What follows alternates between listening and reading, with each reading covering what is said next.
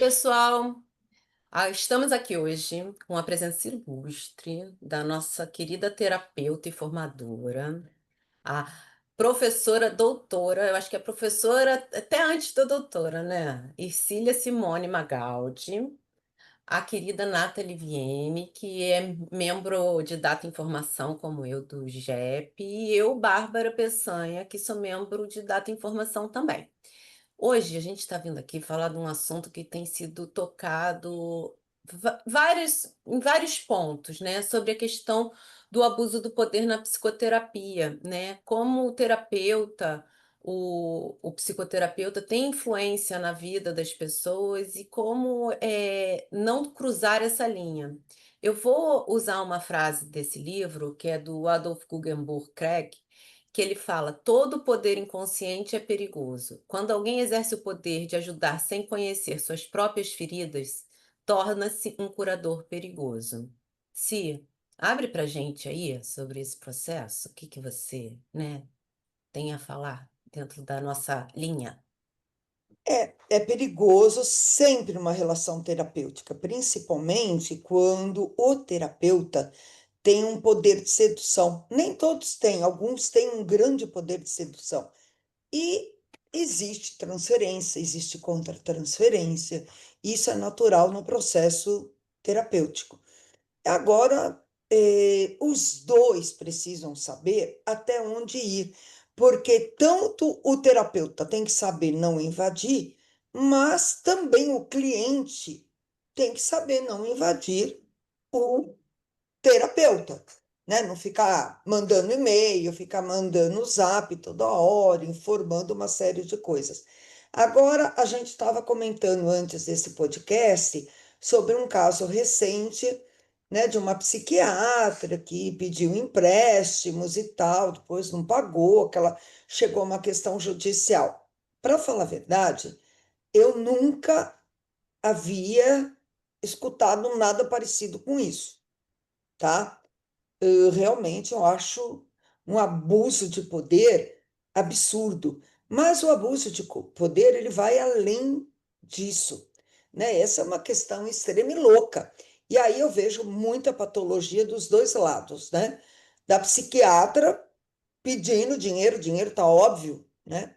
Muito louco, e o cliente não se tocar que esse não é um procedimento terapêutico, que não existe isso. Nem médico, nem psiquiatra, nem terapeuta, ninguém pedir dinheiro emprestado, né? Por N questões, tá certo? Agora, o abuso de poder, ele existe em vários níveis, tá certo? E eu acho que um dos níveis mais perigosos é no quesito religioso e médico. Quando, sabe, você questiona a religião. E se aquilo é importante para o cliente, se você acha muito abusiva a religião dele, o lugar que ele frequenta, você pode questionar com ele aquele lugar, como que aqueles dirigentes levam a fé e as crenças, mas é perigoso você tirar algo tão importante para o indivíduo, que é a transcendência, e não dá nada no lugar. É preciso trabalhar assim quando você vê que ele está dentro de um lugar abusivo, que tem muitas seitas por aí e religiões extremamente abusivas também. Mas agora alguns terapeutas acabam sendo mais abusivos que a própria religião quando vão de encontro com elas, deu para entender? E Sim. com algumas técnicas médicas. Isso é muito comum nas supervisões. A gente vê que algumas pessoas se entregam de corpo e alma para algumas terapias, nem sei se a gente pode chamar de terapia, e muito questionáveis, tremendamente questionáveis, do ponto de vista científico mesmo. Eu tenho vários casos, e são pessoas que têm doenças muito graves para estarem se aventurando sabe, nessas A gente pseudoterapias. entende que, pois é, a gente entende que a parte espiritual é importantíssima, né? A parte, hã, talvez, eu acho que lá na linha médica o pessoal fala: "Ah, isso daí é psicossomático", diminuindo, né, de um jeito, assim, pejorativo. A parte, psicológica, emocional é muito importante, mas nada disso exclui o tratamento médico, né? Claro. Eh então Uhum, eu acrescento também assim, olha, eu acho que gera uma confusão também na cabeça das pessoas, porque a linha junguiana especificamente tem uma especificidade. As outras linhas, principalmente as mais conhecidas, trabalham muito no sentido: "Vamos eliminar toda a transferência". E para quem está nos ouvindo e não sabe o que é transferência, é o seguinte: toda vez que alguém começa a fazer uma terapia comigo, naturalmente essa pessoa vai ter um olhar sobre mim, né, ela me transfere um papel de mãe, de amiga, de parceira, de alguém que ela admira, e eu devolvo na contratransferência. Então, se o cliente me vê quase como se fosse uma mãe, eu devolvo para ele um pouco desse papel de mãe, e isso ajuda esse cliente a reconstruir a mãe interna. Mas a todo momento eu sei que eu não sou mãe dele ou dela, né. E o que que causa confusão? Na linha junguiana, ela tem uma diferença com relação às outras linhas, que a terapia a gente entende que ela funciona na transferência. Eu estimulo que esse cliente me veja quase como uma mãe, porque este vínculo que vai se criar, um vínculo de amor, sim, vai favorecer o processo, né, de desenvolvimento, né, o processo de individuação do meu cliente. Mas veja, eu não sou a mãe dele, né? Eu acho que um outro ponto também que causa essa confusão é que as pessoas elas vão para extremos, né. Há uma necessidade aí da consciência de, ou eu acho que eu tenho que me manter neutra e eu não posso confrontar o cliente, eu não posso falar para ele o que eu acho da religião dele. Gente, neutra é só sabão mesmo, não tem como a gente ser neutro, né. Mas eu também não tenho o direito de querer convencer ele de nada, porque, uhum, né, mas eu tenho que confrontar, porque sem confronto não tem processo, não uhum, tem não tem, né, a pessoa não sai do lugar. Então, mas, confrontar não é convencer, não é seduzir, né, não Não, é, é é a questão dialética, né? é, O terapeuta, o analista junguiano, tem uma função dialógica e dialética. A gente entra na conversa e a gente vai para o confronto, mas o confronto não é questionar em termos de acusação. A gente não é um julgamento condenatório. É, é, é, é um questionamento de qual é a importância daquilo e se aquilo realmente tem uma validade a ponto da pessoa querer se submeter às perdas que aquela condição traz. Eu acho que é muito essa dinâmica. A gente vem como um espelho reproduzindo o que ele traz para gente. Mas uhum, assim, quando a gente, queima esses cartuchos, né, no abuso do poder, com a questão que a Simone falou do conhecimento epistemológico, das crenças, da questão religiosa, ideológica, né, emocional, da própria dependência, né, desqualificar aquela pessoa por ela ter um apego a uma coisa que eu detesto. Ah, eu amo bolsa, para mim é muito fútil, eu acho aquilo uma imbecilidade. Mas assim, o outro, né? O sexual, o assédio sexual também entra nessa coisa. São muitas violações. Na verdade, a gente uhum, está falando aqui de uma coisa que ela tem muitos níveis e muitos tipos de violações, né? Que pode causar uma retraumatização, as pessoas cortam vínculos, as pessoas passam a desacreditar de tudo, inclusive da questão religiosa, da questão eh, eh, pedagógica do processo terapêutico, porque é lógico, uhum, né? Então, assim, o nosso cuidado aqui é uma linha, assim, de tipo assim, eu estou entendendo o que eu estou confrontando. Para eu entender o que eu estou confrontando, eu tenho que entender meus processos sombrios. E por isso que essa coisa do tripé, do processo terapêutico do terapeuta é muito importante, uhum, né? É, ser responsável por almas humanas sem passar pelo próprio processo, né, de olhar a própria sombra, isso vai gerar crise claro. na Uhum, clínica, né? Gera crise, uhum, não tem como, né? uhum. Então, assim, porque a gente é isso, não tem como a gente ficar isento do que estão nos passando. A gente tem como acolher aquilo para o confronto de uma maneira saudável, sem arrebentar a corda, né? Fazer a relação ser elástica. A pessoa Uhum, fica chateada, vai, mas ela volta. uhum, Ela entender que a gente falou algumas coisas para a reflexão dela, e não como um julgamento ou uma condenação do próprio processo. uhum.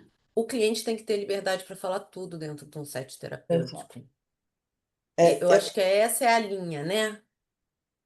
eu Não estava ter falando medo. da questão da psicossomática, porque na psicossomática a gente tem essa visão do quanto que a fé cura, mas não é porque a gente acredita que a fé cura que você vai abandonar a medicina. Mas você não pode tirar isso do cliente. O que a gente tem que trabalhar com o cliente é que ele não pode abandonar a medicina tradicional. Então, ele está indo num centro, ele está indo numa igreja, numa freira que reza, em algum, não importa. Nós vamos apoiar, mas sempre fortalecendo que ele não pode abandonar o tratamento médico. Tem aquele livro do Bernier Sijo, Amor, Medicina e Milagres, que é fantástico. Então, é isso mesmo, é o amor, a medicina e os milagres que curam. Mas a gente não pode abrir mão desse tripé, tá certo? Então, precisa da fé, sim, dos milagres, mas precisa da medicina e do amor próprio, do autocuidado. Agora, tem muita gente que vai na terapia e precisando que alguém te dê a carta branca. É isso aí, você larga a quimioterapia, a radioterapia, porque essa alternativa aí vai te curar. Não. Não, Você precisa do tripé, né? Você precisa se amar, você precisa se cuidar, você precisa continuar o tratamento, né? Estimular muito a fé, porque a fé é importante. Porque o indivíduo que perde a fé, nenhuma medicina vai curar. Ponto. Né? Agora, a fé sozinha também não vai curar, porque ele precisa das ferramentas do corpo. Então, a gente precisa estar ali agora. Tem muita gente que fala: não, isso é bobagem, você tem que ficar com o médico, fica indo aí nesses lugares acreditando em mágica, né? E tira o sagrado, que é exatamente. altamente curativo. Esse é um abuso de poder do terapeuta e é muito sério. Hum? Porque tira um movimento de ressignificar aquilo, né? A partir de arrumar Exatamente. caminho, de arrumar caminho. Porque é aquela coisa, né? Às vezes você morre, não tem cura, mas a alma está curada. O que a gente quer dizer com cura? Que é a integração dentro da psicologia analítica, porque cura real e É, restrita não existe, nem para o corpo, nem exato. para a alma, né? Uhum. Vamos lá. Mas Morrer esse, vamos todos um dia. Mas eu digo na minha aula da psicossomática, morrer com a alma sã. Isso é fantástico, né? Nós precisamos, quando não há mais o que fazer com o corpo, é preciso que a alma esteja sã, né? E aí o filme, que é o livro do Ken Wilber, A Força e Coragem, né? É isso aí. É, e tantos outros tipos de abuso, né, que a gente vê.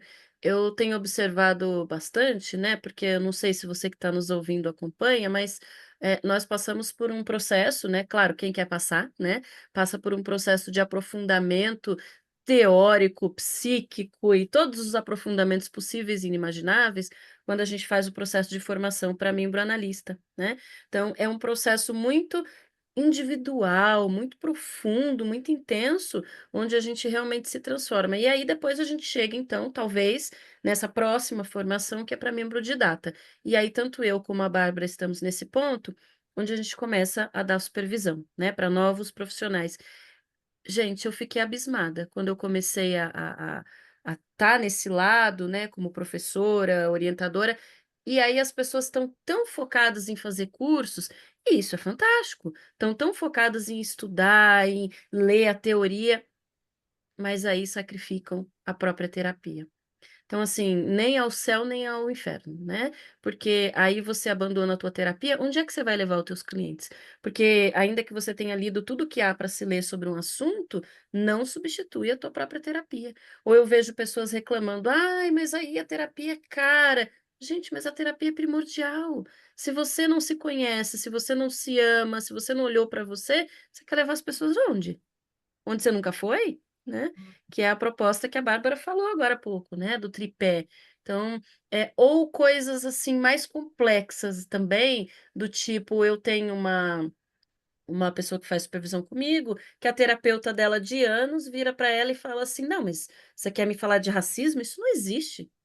Não é porque eu não conheço, não é porque na minha bolha, e eu não sei que bolha que essa pessoa vive, né, não é Exatamente. porque o cliente chegou me contando de uma prática, seja uma prática religiosa, de ideologia ou uma prática sexual, sei lá eu, não é porque eu não conheço que eu já vou condenar, mas eu também tenho que confrontar, né, tá certo que eu tenho que acolher, então é uma linha muito tênue, eu tenho que acolher o meu cliente, mas se ele chega me contando, por exemplo, que ele vai largar a mulher e o filho pequeno para fugir com uma amante, não é questão de julgar, isso é antiético, né, a alma dele em algum momento vai cobrar.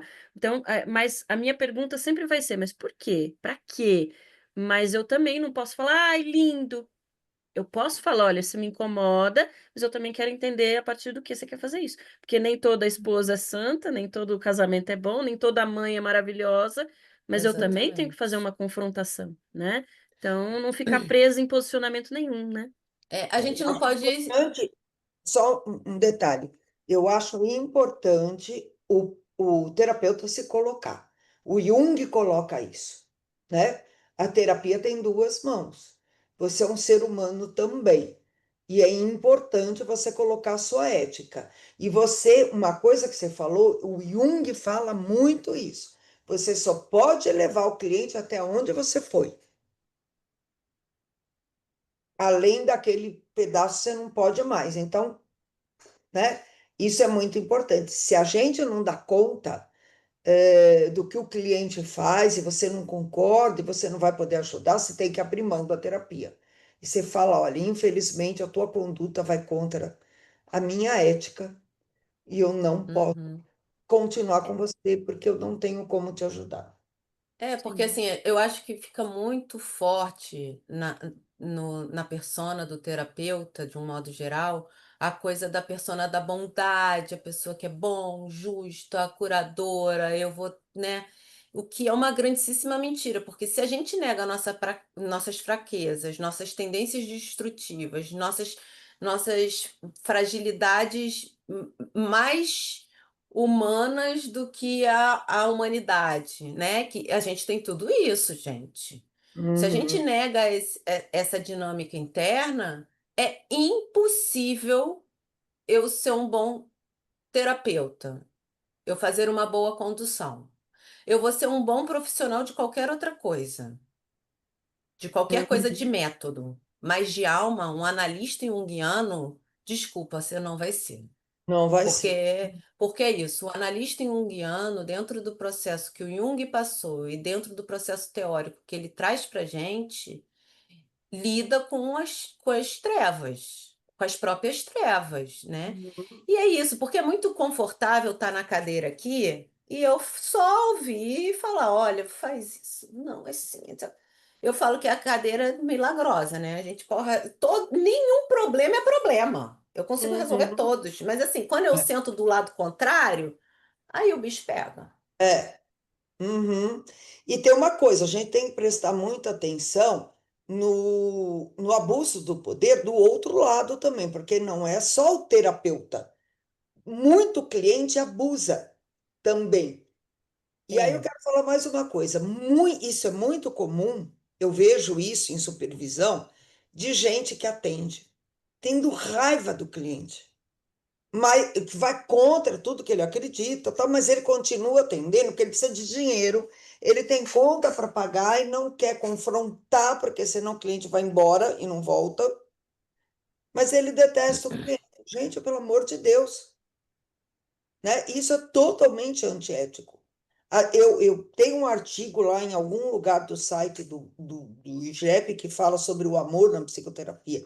Se você não amar o cliente, você não atende o cliente. Tem uma humanidade aí e a gente tem que amar o ser humano que nós atendemos com a sua luz, com a sua sombra, porque sombra todo mundo tem, nós inclusive. Agora, se você não consegue engolir, sabe, o comportamento, a sombra desse teu cliente, abra mão. É melhor você falar, olha, não dá para te atender, nós temos questões muito conflituosas, eu posso te indicar alguém, ou você procure alguém da sua confiança, mas o nosso processo não dá para continuar. Isso é uma questão ética, né? Uhum. E envolve muito o abuso de poder da terapia, porque senão você está enganando, você não está ajudando, sabe? Claro. Você vai contra tudo que aquele indivíduo está precisando, se o comportamento dele para você é absolutamente imoral e ele não te procurou por aquilo, ele te procurou por outras questões, ele não quer mudar o comportamento dele, sabe? Então, você tem que ser honesto o bastante, o suficiente para não atender mais esse indivíduo, sabe? Você tem que chegar e falar, olha, vamos encerrar, porque eu não posso te atender por uma questão interna minha. Ponto. Hum? Certo? É, Faz sentido. o Jung Hum? não partilhava os próprios sonhos, né?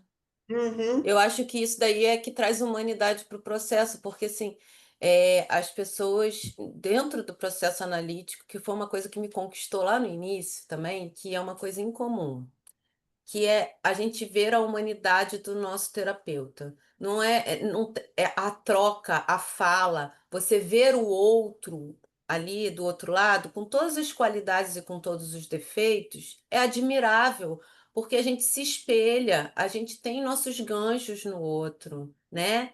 Isso é incrível, porque quando vem aquela coisa muito fria, do eu não saber quem é aquela pessoa, eu não sei nada da vida dela, eu não, né? Eu não tenho contato nenhum com quem é essa Humano, pessoa na vida dela, né? humano, com aquele ser humano que está num pedestal ali, eu não sei quem é o humano por trás da Nossa, persona do terapeuta, porque, claro, a gente tem várias personas, a do terapeuta, da mulher, a da mãe, a da filha, da professora, mas atrás da persona do terapeuta, quem é a pessoa? O ser humano, né? E é importante a gente saber isso também.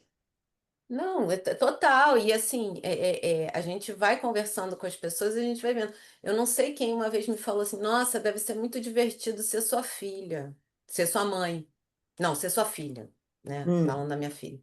Falei, não, ela não acha. Né? Tá, Porque assim, a pessoa viu alguma coisa em mim que ela falou, pô, minha mãe não tinha isso. Se eu tivesse uma mãe assim, eu ia achar divertido. Mas assim, quem tem não acha, né? Então, exato. Uhum. então essa humanidade vai trazendo pra gente os ganchos que as relações vão sendo constituídas e a Eu ia gente não adorar precisa ser sua fingir. filha, Bárbara, eu Ah, ia né? adorar ser sua filha, porque no meu tempo, mãe né, a imagem arquetípica de mãe do meu tempo era muito diferente. É que eu sou mole, gente. Não, mas era muito diferente. Era muito diferente. Porque tem isso também, né? O arquétipo não muda, mas a imagem arquetípica se atualiza. E as mães hoje são muito diferentes das mães de É verdade. 70 anos atrás, né? Mas eu sempre acho muito interessante como que a gente consegue adaptar. Claro que isso é natural do ser humano, mas a gente se adapta ao cliente ao que o cliente precisa, né. Então tem cliente que a gente dá um colo, depois a gente dá uns tapa, chama ele para a vida, tem outro que a gente só dá o colo porque não dá conta, né. Eu achei muito curioso uma vez que eu reprovei uma mulher, e ela falou assim: "Não, mas eu podia aceitar de qualquer professor, menos da Nath". Né, do mesmo jeito que tem gente que fala: "Nossa, fazer terapia com a Nath é difícil, porque ela é muito dura". Então, gente, é isso, né, a gente tem que dar o que o cliente precisa, sem abusar, sem passar dos limites, não deixar que o cliente também passe. Acho que é isso, acho que é E isso, com a já tá bom. Simone as pessoas têm medo, né, Nath? Depende, as Nossa. pessoas me perguntam muito, sabia? Como que é fazer terapia com a Para mim Simone? também. Ela é muito brava? Eu falo, gente, ela dá o que eu preciso. Já teve um É, episódio que essa mulher fez uma sopa pra mim, ninguém nunca fez uma sopa pra mim, mas já teve episódios que ela falou, acorda! E ela tava certa, isso que era o pior. é. Então, Não, é é isso isso. que é uma boa analista, né? O que É dá o que uma a gente grande mãe, precisa. mas é um grande pai também, sabe? Dá um pé É, na bunda pra gente andar, mas sabe, dá um ó, colo, né, é. pra gente Uma boa mãe é chorar. isso, né? Às vezes a gente dá colo pro filho e às vezes a gente fala, acorda, vai pra sua vida, se É. defende. É isso que é uma boa analista, né? Por isso Mas que eu ela acho que é esse cabe o nesse vínculo, A papel. quando a gente gente atende a conhece. mulher e o ânimos da mulher. É isso aí, É mas eu acho isso. que é isso, quando a gente conhece a realidade, que eu acho que é isso que passa, né, dentro do processo terapêutico analítico junguiano, e que o IGEP preza muito, eu acho isso muito importante, dos professores se mostrarem, né, eles se relacionam ali com a humanidade dentro do processo, não, não fazem aquela persona rígida, dura, e que eu sou o professor, não entro em contato, né, tem um afastamento, não tem isso. Então, quando a gente escolhe nosso analista nesse lugar, a gente sabe mais ou menos onde nosso self está se conduzindo. Ele sabe o que que a gente precisa, né? O que que a gente, né? Qual é o caminho? Então, eu acho que é isso também, né? A gente tem que confiar no self. Sim. Verdade. E do Uhum. mesmo jeito que a Simone falou que a gente tem que ter amor pelo cliente, olha, se você for querer fazer terapia, né? Pelo amor de Deus, procure também um analista que faça sentido para você. Porque eu vejo muita gente chegar para mim, nossa, eu fiz uma terapia há 10 anos, ai, mas eu odiava a terapeuta.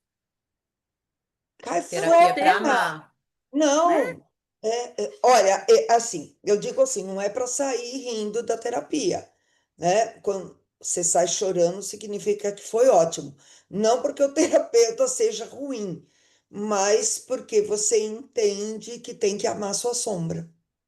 É, E isso é difícil, gente. Não é fácil, né? Nossa, e quanto mais velho você fica, pior a sua sombra, né? Ela cresce aí eu junto, já ela não sei, envelhece entendeu? junto, ela fica pior. É terrível. Eu vou encher o saco aqui fazer bullying, né? Quase nunca eu posso fazer isso ultimamente, então eu não sei, gente, eu sou a mais nova daqui, É então eu não sei. verdade. É. Bom, gente, muito obrigada, viu, por mais esse episódio e agradeço Uhum. demais. Obrigada, gente. Obrigada, Cia. Obrigada. Muito importante você Obrigada. aqui com a gente nessa caminhada, nessa nossa formação e na condução aqui. Agradeço muito. Gente, até a próxima. Até. Beijos. Beijo.